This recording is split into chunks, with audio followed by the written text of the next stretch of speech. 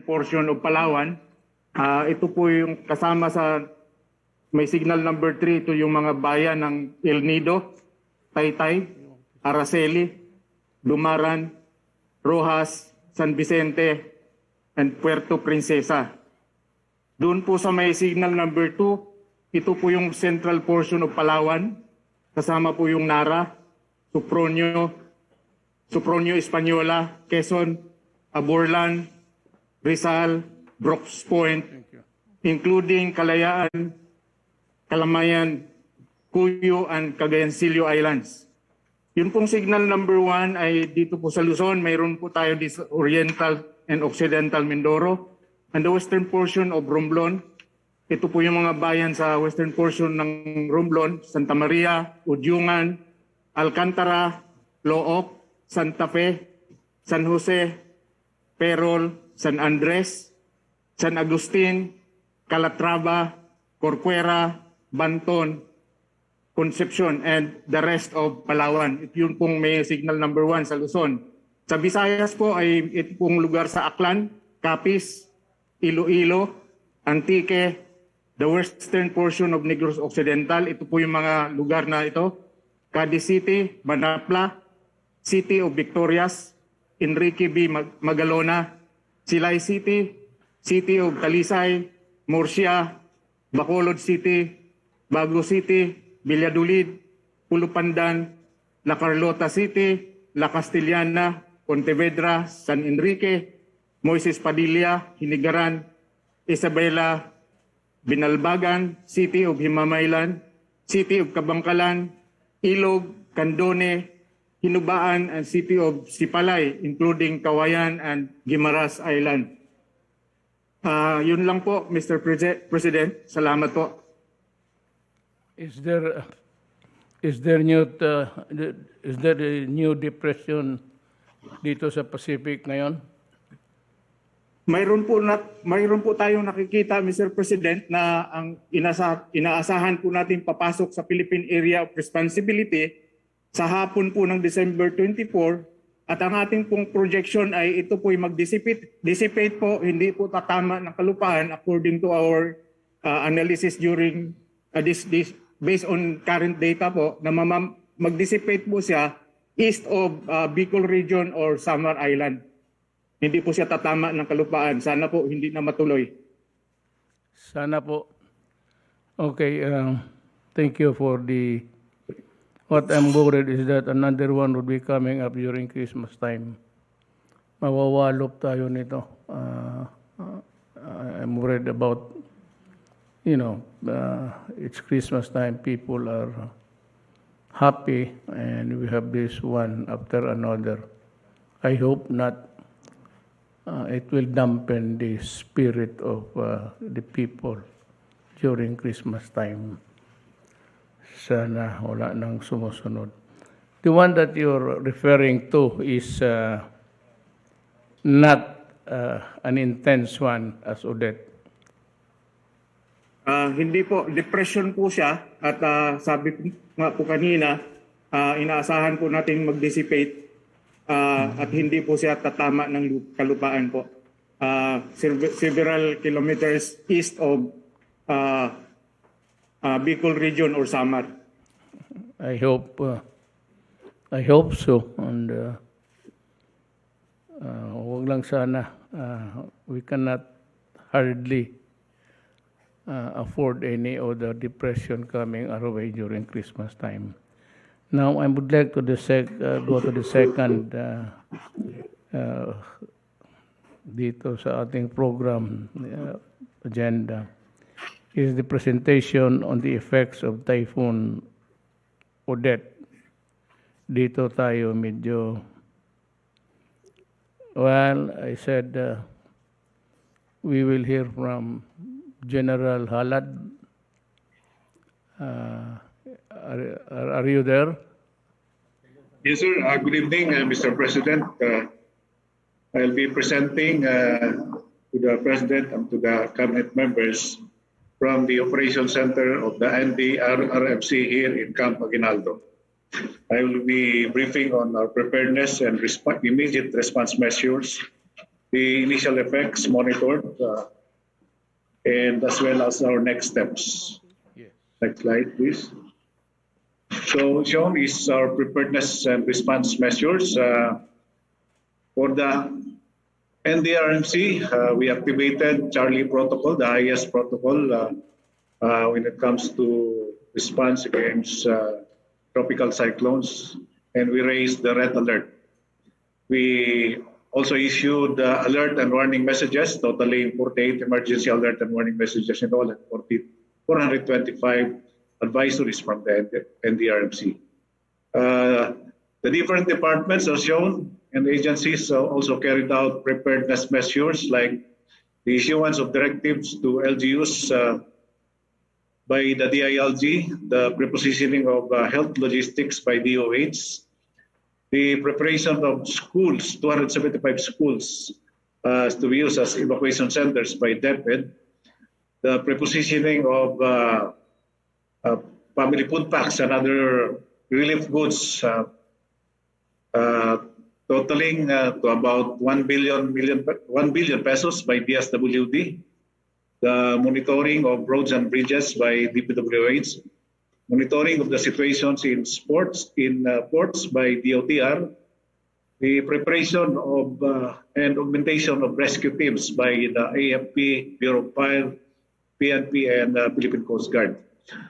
Our early preparations likewise afforded different regional disaster risk reduction management councils opportunities to prepare. And our regional government agencies carried out prepositioning of resources, cascading of warnings and advisories coming from the NDRMC, and providing assistance to local government units in their evacuation, search and rescue, clearing, provision of supplies, among others. And local government units were in the forefront in the conduct of preemptive evacuation to avoid casualties, the management of evacuation centers, as well as the conduct of initial assessment immediately when it was safe for them. And following will be the initial report of effects by Typhoon Odette. In region, please go back to that slide. Shown is the timeline of Typhoon Odette, which was already presented.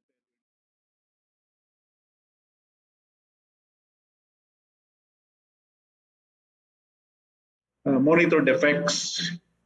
In Region 6,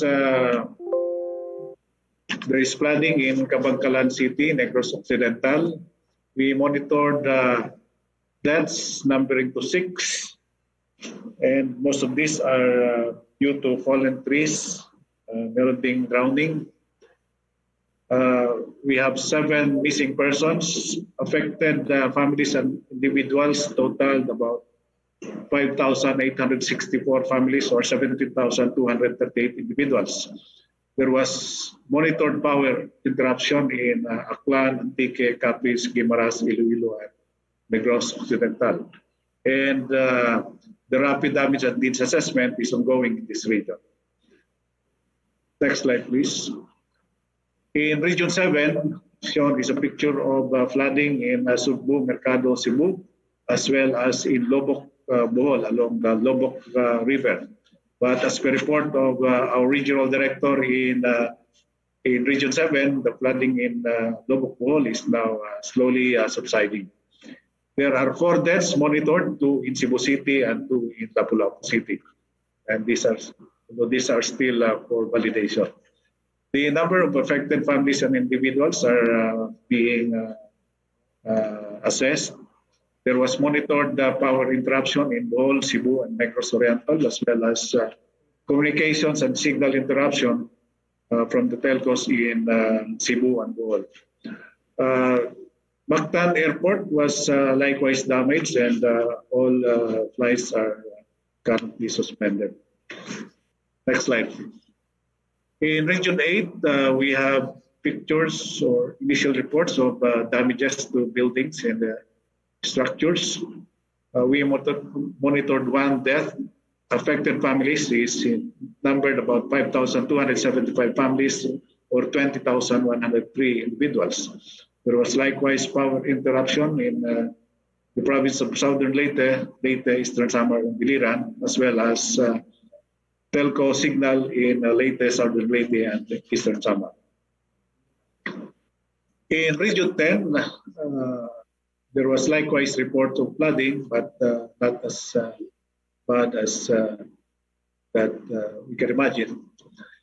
There is one death monitored in the province of Bukidnon due to fallen tree and injuries to 2 persons. And affected families numbered as shown 1,399 families or 5,984 individuals.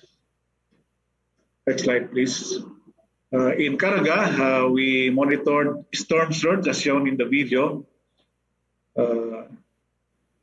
in Surigao City. Siargao was the first island wherein Typhoon Odette made landfall, and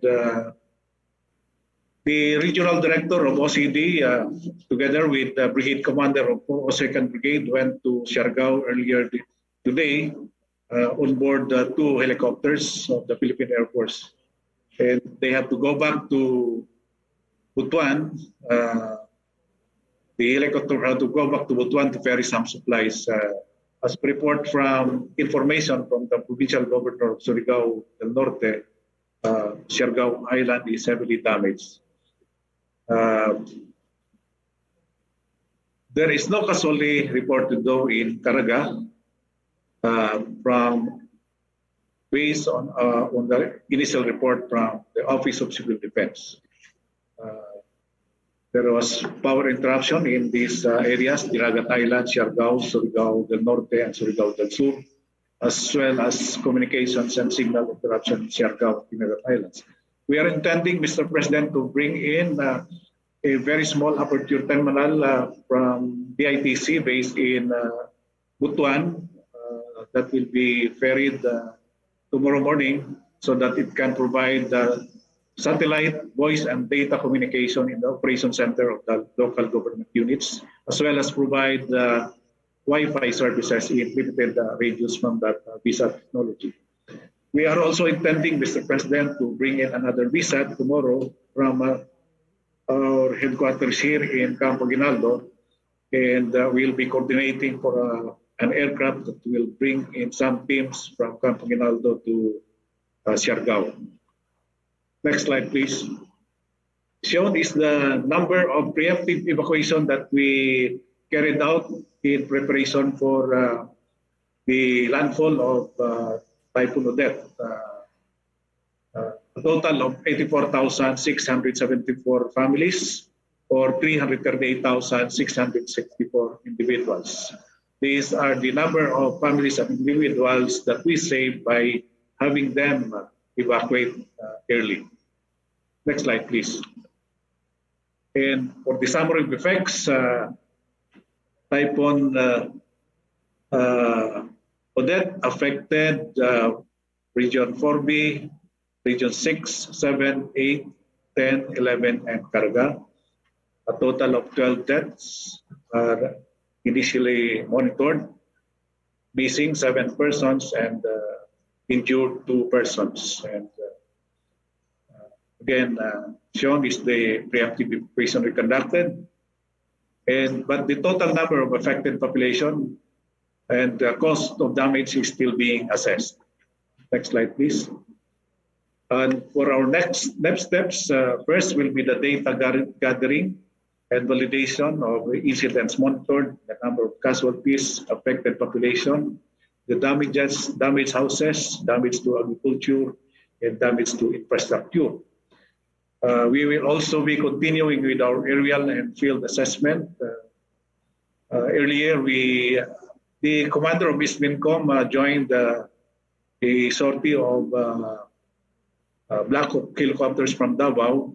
I understand he went to Surigao Norte to see for himself the damage there.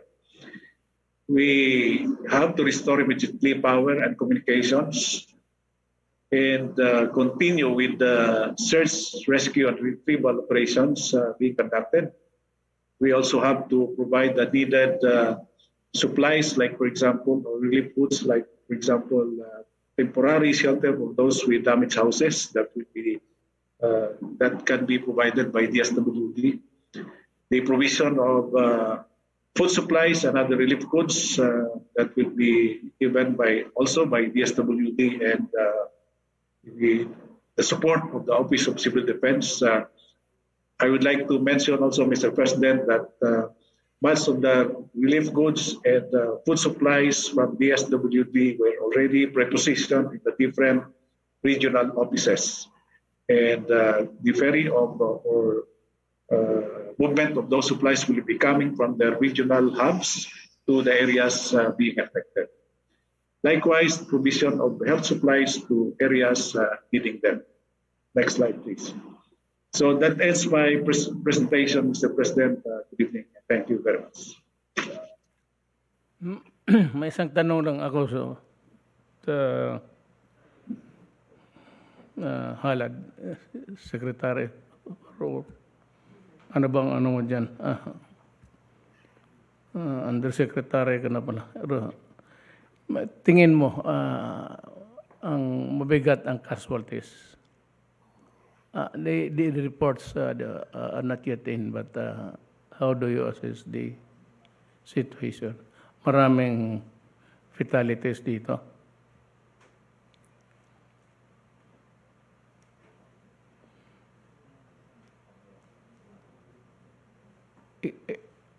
I can't... Pakiulit lahat kasi walang sound.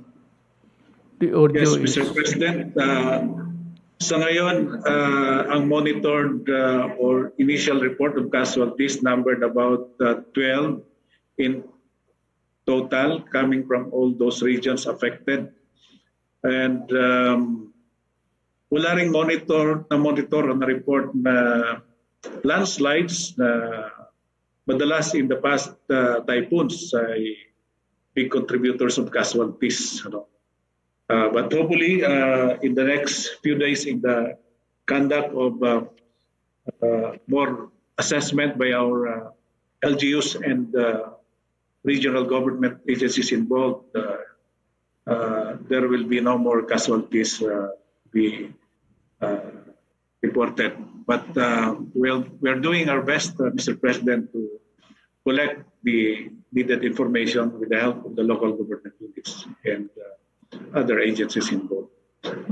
I would like to correct also, Mr. President, that based on an information from the governor of Rodrigo Duterte, there are 2 deaths reported from the island of Surigao. But that is also being validated as of now.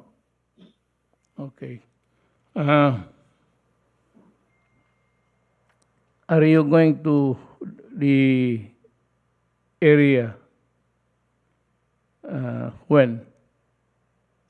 I intend, plano namin, Mr. President, to proceed to Siargao tomorrow morning.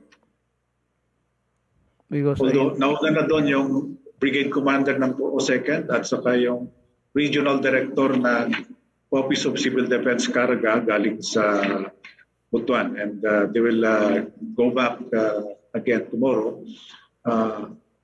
Food supplies will be coming from Butuan to Surigao, utilizing Philippine Air Force helicopters. the airport sa Surigao is okay. As per information from the area, yung terminal ng Siargao was damaged, but the runway is usable, Mr. President. The runway is good. Yes, sir. Take off on land. I'm flying tomorrow to the area. Also, I would hit maybe late Surigao, and if there is enough time, Bohol.